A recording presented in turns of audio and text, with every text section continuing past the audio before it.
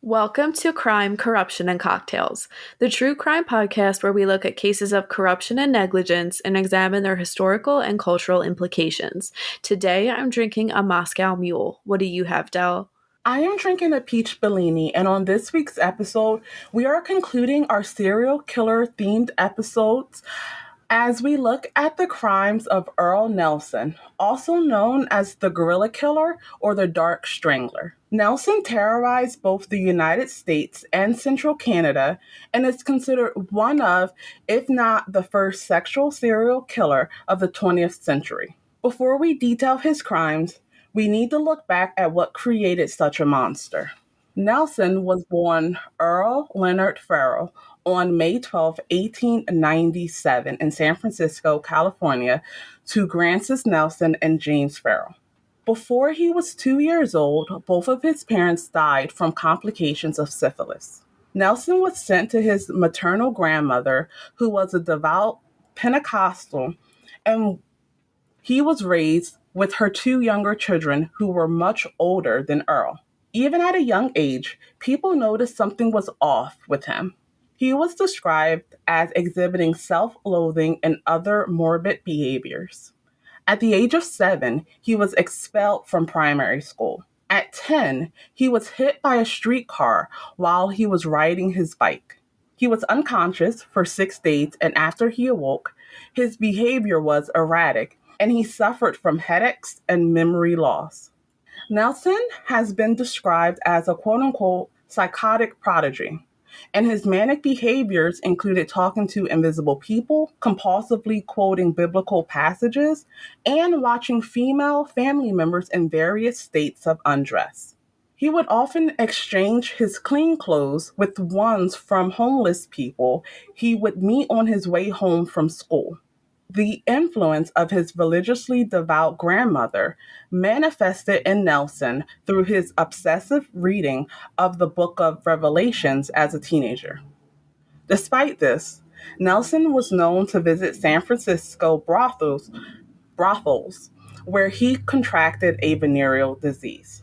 Not all of his behaviors were negative, though. He would often entertain his family with his ability to walk on his hands and lift heavy objects with his teeth. As in the case with many eventual killers, Nelson's crime started small with trespassing into a cabin for which he was sent to San Quentin State Prison in 1915. He was paroled the next year, but was arrested again while still on parole for petty larceny. He was in prison for 6 months and then released. 5 months later, he was arrested in Los Angeles for burglary. He spent 5 months in the Los Angeles jail before escaping. In late 1917, Nelson enlisted in different military branches with different names, but deserted each time. Nelson was seen by many different mental health practitioners who observed different things about his mental state. While enlisted in the Navy, he was sent to Napa State Mental Hospital after having been observed behaving oddly and erratically. A Navy psychologist stated Nelson was, quote, living in a constitutional psychotic state, end quote. At Napa State, the psychologist said that Nelson did not appear, quote, violent, homicidal, or destructive, end quote. William Pertak conducted a complete psychiatric screening and observed that Nelson spoke of hallucinating and paranoid delusions. He stated, quote, he has seen faces, heard music, and at times believed people were poisoning him. Voices sometimes whispered to him to kill himself. Says that if he were kept in jail, he would get something sharp and cut the veins in his wrists, end quote. Nelson escaped from Napa State 3 times before the staff stopped trying to locate him. On May 17, 1919, Nelson was discharged from the Navy in absentia, and his file with the hospital was closed with the note that he had, quote-unquote, improved. Nelson then got a job as a janitor and met Mary Martin, a 60-year-old administrative worker. She would leave him 6 months later for what she said was Nelson, quote-unquote, making her life hell, with jealous rages, bizarre sexual demands, and increasingly violent behavior. On May 19th, 1921, Nelson posed as a plumber and snuck into the Summer residence. He attempted to molest 12-year-old Mary Summers, but was stopped by Mary's older brother. Nelson left but was captured hours later. He was returned to Napa State Mental Hospital. At the competency hearing, Nelson was determined to be dangerous and was committed again. He escaped 2 more times and was discharged from the hospital in 1925. Early 1926 marked the start of his killing spree. Clara Newman was his first known victim. Newman was a wealthy San Francisco landlady, and Nelson posed as a potential tenant under the name Roger Wilson. He strangled her and then raped her before hiding the body in an apartment in the house. Laura Beale was his next victim, and he followed the same pattern. On June 26, 1926, Nelson killed and raped Lillian St. Mary, and 2 weeks later killed and raped Ollie Russell. Russell's autopsy helped connect the murder when the police noted the similarities, particularly the fact that the victims were raped after they were killed. On August 16th, Mary Nesbitt became the next victim, and her body was found in one of her empty apartments. Witnesses told the police they saw a quote-unquote smiling stranger outside of Nesbitt's building. Others described Nelson as, quote, a dark and stocky man with long arms and large hands, end quote, which led to the moniker of the Dark Strangler, Gorilla Man, and the Gorilla Killer. In late 1926, Nelson moved to Portland, Oregon, and shortly after, he raped and murdered another landlady, Beta Withers, on October 19th. Her body was found by her son stuffed in the attic. The next day, Nelson killed Virginia Grant and hid her body in a furnace. On October 21st, Nelson strangled Mabel Fluke with a scarf. Originally, instead of ruling it a murder, a coroner's jury was split on whether her death was a homicide or suicide. Nelson returned to San Francisco and committed another rape and murder, this of Anna Edmonds. The police were reluctant to connect Edmonds' death to the other until an eyewitness description of a man Edmonds had told a friend stopped by matched the description of the quote-unquote Dark Strangler. The next day, Nelson attacked a pregnant woman in Burlingame, California. She survived that attack and noted the man's odd behaviors. On November 29th, Blanche Myers was murdered and raped by Nelson. Nelson left fingerprints in Myers' bedpost and led to a media and police frenzy where many people called in quote-unquote suspicious characters. That same day, a woman called the police to report that one of her tenants had said he was leaving the border house for Vancouver, Washington. She found this strange because he paid in advance for the board. He also gave her and other female tenants a gift that was confirmed to belong to the November 23rd victim of Nelson, Florence Monks. In Council Bluffs, Iowa, Nelson murdered and raped Almira Beard. Her death was ruled a suicide until it was confirmed that she was raped. On December 27th, Bonnie Pace was murdered and raped in Kansas City, Missouri, in her home. The following day, Germania Halprin and her 8-month-old son Robert were found murdered in her Kansas City home. Nelson then moved eastward, and on April 27, 1927, he murdered Mary McConnell in Philadelphia, Pennsylvania. Nelson tried to sell one of Mary's gold watches to a pawn shop but couldn't. On May 27th, Jenny Randolph was murdered and raped in her Buffalo, New York home. Randolph had rented a room to Nelson, who used the name Charles Harrison. He was later identified when another boarder matched Nelson to his description of quote-unquote Charles Harrison. On June 1st, Fannie Mae and her boarder, Maureen Althery, were murdered in Detroit, Michigan. 2 days later, Nelson murdered another woman in Chicago, Illinois. Nelson then moved north to Winnipeg, Manitoba, Canada. On June 8, 1927, Lola Cowan disappeared while selling flowers door to door. Emily Patterson went missing on June 10th. She was found by her husband, raped and beaten under their son's bed. Emily's wedding ring was sold by Nelson to a jeweler who would later identify the seller as Nelson. The police launched a search of boarding houses, and on August 12th, they found Lola Cowan's decomposing body while searching Nelson's room. The Winnipeg police created a reward for information that led to the, quote, conviction of the criminal degenerate. End quote. The Canadian police assumed Nelson had returned to the United States and sent his information to American police departments in an effort to locate him.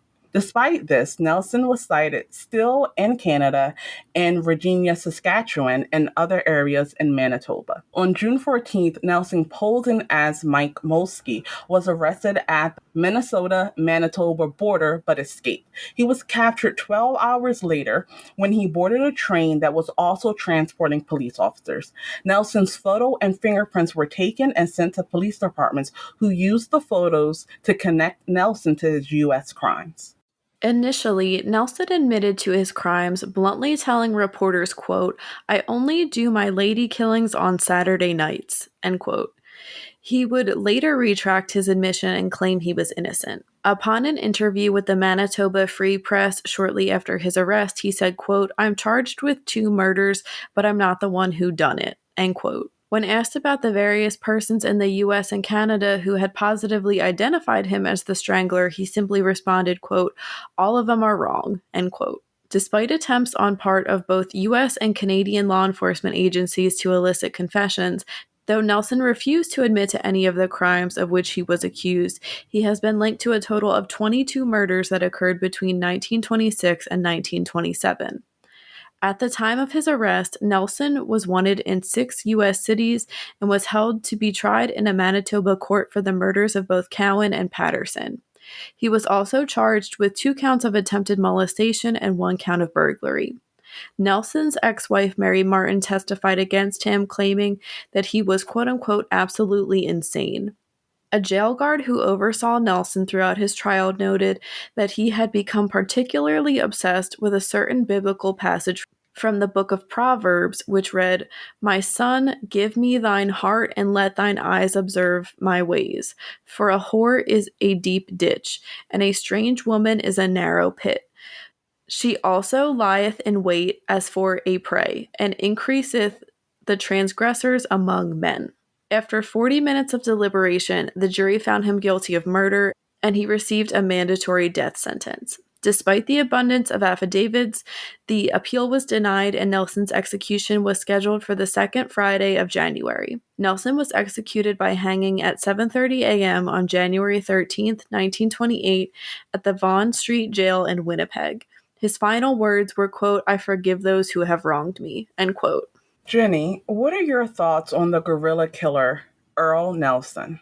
I had never heard of him, and this was very disturbing and not something I necessarily expected. I think he's probably one of the most mentally ill people we've talked about, and I really think he should have been kept committed that first time he was committed to a psychiatric facility. Yeah, he, of course, had escaped a few times, and he just needed to be probably in higher security.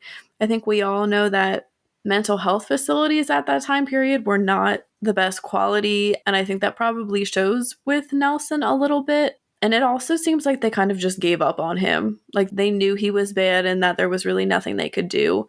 I mean, we even said that they were sick of looking for him when he escaped. So I think that really goes to show what their feelings were right there. We kind of talked about this a little bit, but I always find it really interesting when someone receives head trauma.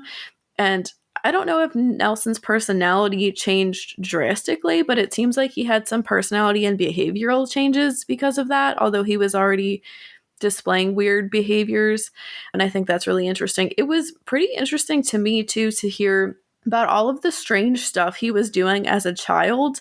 Definitely a lot of red flags there. But of course, at that time period, no one knew what the signs of a serial killer were. No one even knew what a serial killer was.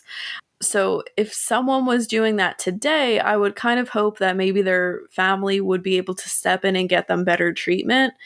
But it's kind of no surprise to me that he ended up how he did. And I have to say, too, for 1 year, killing 22 people, that's crazy. That's really disturbing. And he was just like, I don't want to say running, I'm not going to say running through people, but his victim count is really sad and scary. What do you think? I definitely agree with you. I think this is definitely a case of what if, like what if he had gotten the help that he needed as a child? What if that accident never happened to him?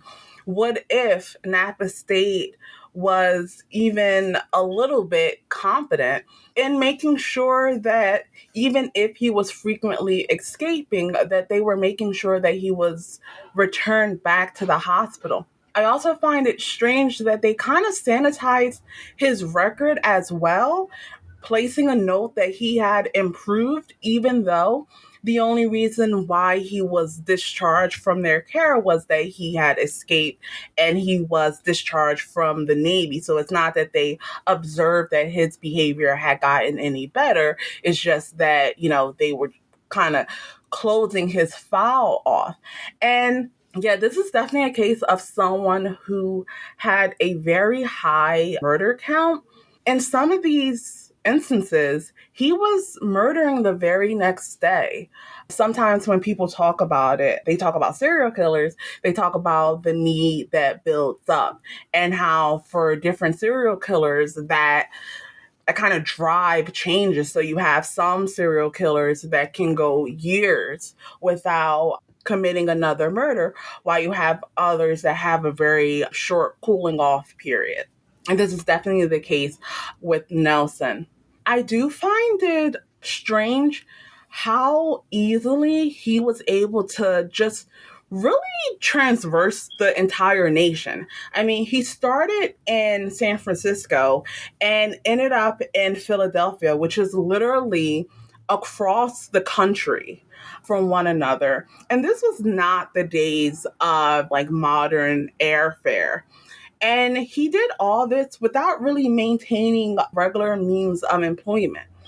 When researching, he just always stayed at boarding homes, and his victims were mainly landladies, and he would be posing as a potential tenant to, I guess, get a level of trust and privacy with his potential victims. And so when you have these like two opposite things of like he clearly has some mental health issues, but also his murders were planned to a certain extent. Like he had to look for the listings, he had to find the locations, he had to travel. And then he ended up going to Canada as another means of evading detection. And I don't know if we've really talked about a case that has such a contrast between the actions and mental state of the perpetrator. That is a really good point about, the actions and the mental state. And what you said about him just being able to so easily like move across the country, that is really wild. And I don't want to say impressive, but it clearly helped him. And it helps a lot of serial killers. I've listened to some podcasts where they talk about how a serial killer's car is like the greatest piece of equipment in their life that helps them get away with these crimes. And especially back then, people weren't putting together crimes that happened in San Francisco versus Philadelphia. I mean, we don't even see that necessarily happening now in some instances, not easily at least. So, really had the advantage of being a criminal in the 1920s to his advantage. And one of the more disturbing pieces of this case is the fact that Earle Nelson was a necrophiliac, which is a type of paraphilia. Defined by WebMD, paraphilias are abnormal sexual behaviors or impulses characterized by intense sexual fantasy and urges that keep coming back. The urges and behaviors may involve unusual objects, activities, or situations that are not usually considered sexually arousing by others. Many terms have been used to describe atypical sexual interest, and there remains a debate regarding technical accuracy and perceptions of stigma. Sexologist John Money popularized the term paraphilia as a non-pejorative designation for unusual sexual interests.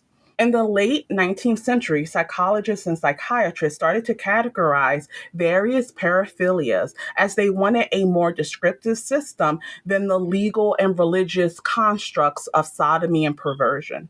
In 1981, an article published in the American Journal of Psychiatry described paraphilia as, quote, recurrent, intense, sexually arousing fantasies, sexual urges, or behaviors generally involving, end quote, the following: non human objects, the suffering or humiliation of oneself or one's partner, children, and non consenting persons. Simply having a paraphilia is not illegal. Acting in response to paraphilic urges, however, may be illegal and in some cases subjects the person with paraphilia to severe legal sanctions. The importance of these distinctions, particularly when it comes to paraphilias, cannot be overemphasized. Sex offenders are not necessarily persons with paraphilia, and persons with paraphilia are not all sex offenders. Most individuals with this sexual deviation are men, and it's roughly 3 to 5% of the male population, with just 1 to 6% of individuals being women. Some examples include erotic asphyxiation, which is asphyxia of oneself or others. This includes autoerotic asphyxiation, which is self induced, sometimes to the point of near unconsciousness. Necrophilia, which is corpses. Pedophilia, which is prepubescent children. Picarism, which is the piercing of the flesh of another person, most commonly by stabbing or cutting the body with sharp objects. Sexual masochism, which involves inflicting pain upon oneself. Sexual sadism, which is inflicting pain on others. Somnophilia, which is sleeping or unconscious people. Transvestic fetishism, which is the frequent and intense sexual arousal from cross dressing, which causes clinically sufficient distress or impairment. Voyeurism, which is observing an unsuspecting and non consenting person who is undressing or unclothed or engaged in sexual activity. And finally, zoophilia, which is the attraction to non human animals. While our examples focus mainly on paraphilias that, if acted upon, are illegal, there are a host of legal paraphilias. Some consider these kinks that should not cause any adverse social effect towards the person. Examples include foot fetishes, cuckolds, and BDSM. Jenny, what are your thoughts on paraphilias and the concept of not yucking someone's yum? So, like we said, some paraphilias that we listed are not very unusual and can definitely be harmless or acted upon safely, but others are really harmful to say the least. I think most people would agree that they're morally wrong, and when it's played out, it's also illegal, and it's clearly illegal for a reason. I'm all about sex positivity, but I don't know how you feel about this, Del, but I think in modern times, especially with like younger generations, people take the concept, I think personally, of not yucking someone's yum and not being into like different paraphilias or kinks too far, where to the point where someone is not interested, oh, you're kink shaming me. And to me, that's not what kink shaming is. I don't think there's anything wrong. Like if you're not interested in BDSM or a foot fetish or cuckolding and you just are open with that, there's nothing wrong with that. Even if your partner does enjoy it, you should never feel pressured into taking part in something, especially sexually, that you don't want to do.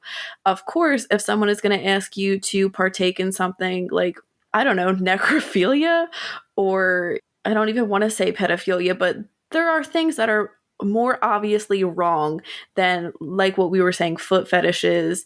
So I would hope no one is really asking people to participate in that, but like we know that's happened from other criminal cases. And like I said, as a whole, people know that that's wrong. I just think overall people take it a little too far nowadays, but I'm glad that people are kind of like more open to talking about these things sexually. I know a few years ago, 50 Shades of Grey like took the world by storm and got people talking about BDSM. And I know there's a lot of arguments about that not being, a great representation, especially of a healthy BDSM relationship, but it got people talking about it. So I think that's really important. And for a lot of, not a lot, but some of the stuff we talked about, there shouldn't be a stigma around it.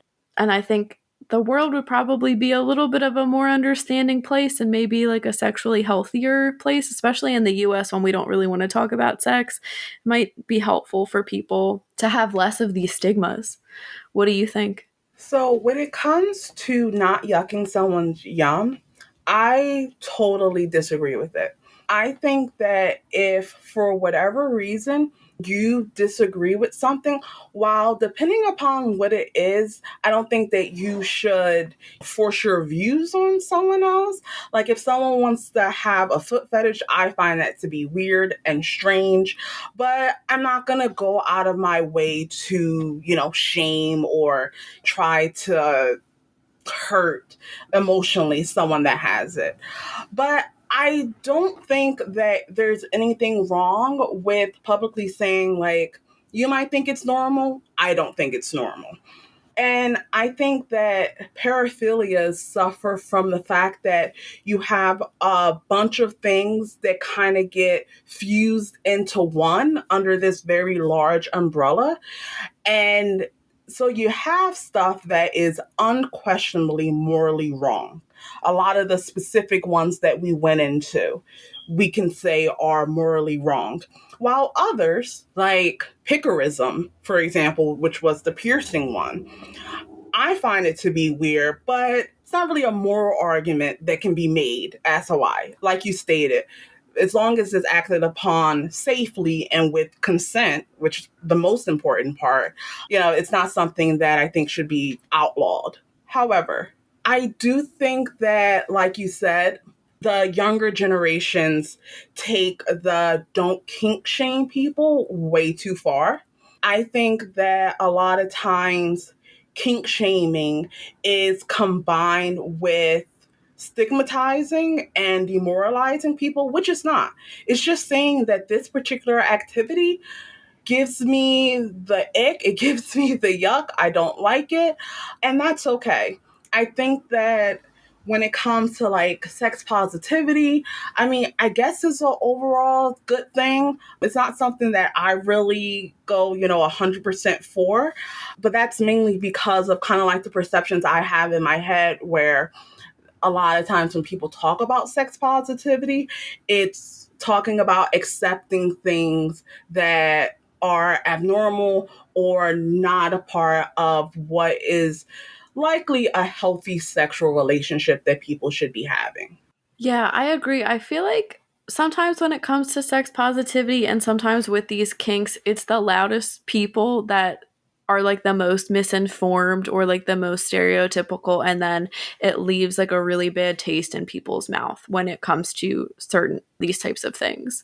I agree. It's not necessarily the truest representation of people in that community. I think you make a good point. And I think it's sometimes who gets platformed and who's doing the platforming that adds to that negative perception. So, for example, there was a documentary on Bill Cosby, and one of the people that they had on, and I only realized this, I didn't watch the documentary, but it was on like across conservative media.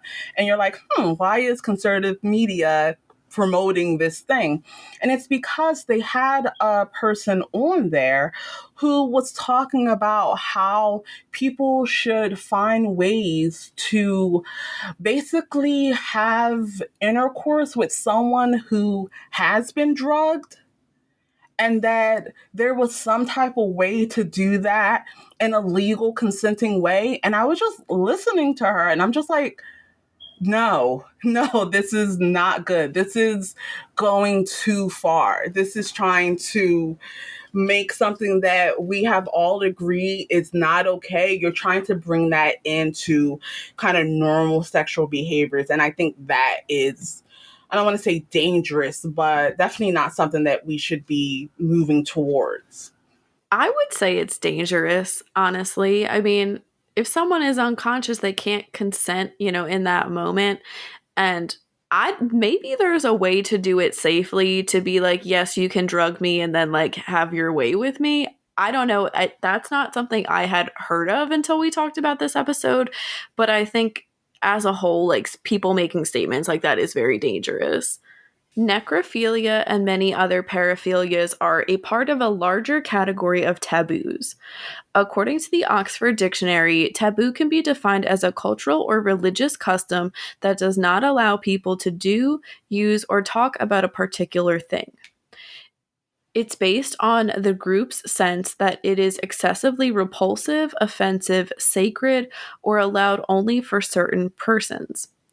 Taboos may be prohibited explicitly, for example, within a legal system or religion, or implicitly, for example, by social norms or conventions followed by a particular culture or organization. While cultures vary on what is considered acceptable behaviors, there are some taboos that are considered universal. Sigmund Freud speculated that incest and patricide were the only two universal taboos and formed the basis of civilization. Cannibalism, in group murder, and incest are also taboos in the majority of societies. Exceptions can be found, such as marriages between brothers and sisters in Rome and Europe. Modern Western societies, however, do not condone such relationships. These familial sexual activities are criminalized even if all parties are consenting adults. Common taboos involve restrictions or ritual regulation of killing and hunting, sex and sexual relationships, reproduction, the dead and their graves, as well as food and dining or religious customs. Some argue that contemporary Western multicultural societies have taboos against tribalisms, for example, ethnocentrism, racism, sexism, homophobia, extremism, and religious fascism. Changing social customs and standards also create new taboos, such as bans on slavery, extension of the pedophilia taboo to epophilia, prohibitions on alcohol, tobacco, and psychopharmaceutical consumptions, particularly among pregnant women. Also, sexual harassment and sexual objectification are increasingly becoming taboos in recent decades. In medicine, professionals who practice in ethical or moral gray areas or feel subject to social stigma, such as late termination of pregnancy, may refrain from public discussion of their practice. Jenny, what are your thoughts on taboos and the modern changes to what is considered a taboo? Glad that you mentioned some of the universal taboos because that is something we've always talked about in like college classes that I've taken, and incest for sure is one that was mentioned. It is really interesting to see how there are changing social norms and what was once taboo isn't, or what once was normal is now taboo, especially like with something like sexual harassment and objectification.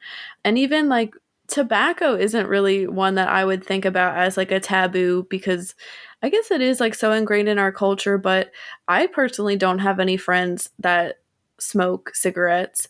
So that's kind of interesting to see. And I think that's probably, I don't want to say an example of a good taboo because I don't want people that smoke to be ashamed, but I mean, there's enough research that shows that smoking is not good for you for, I think, most people to say, like, hey, don't do it. So I thought it's interesting to see how things change. I'm curious as to, like, what's normal now that in, like, 25 years or so we'll think that is taboo, or what's, like, the next wave of new taboos. What do you think?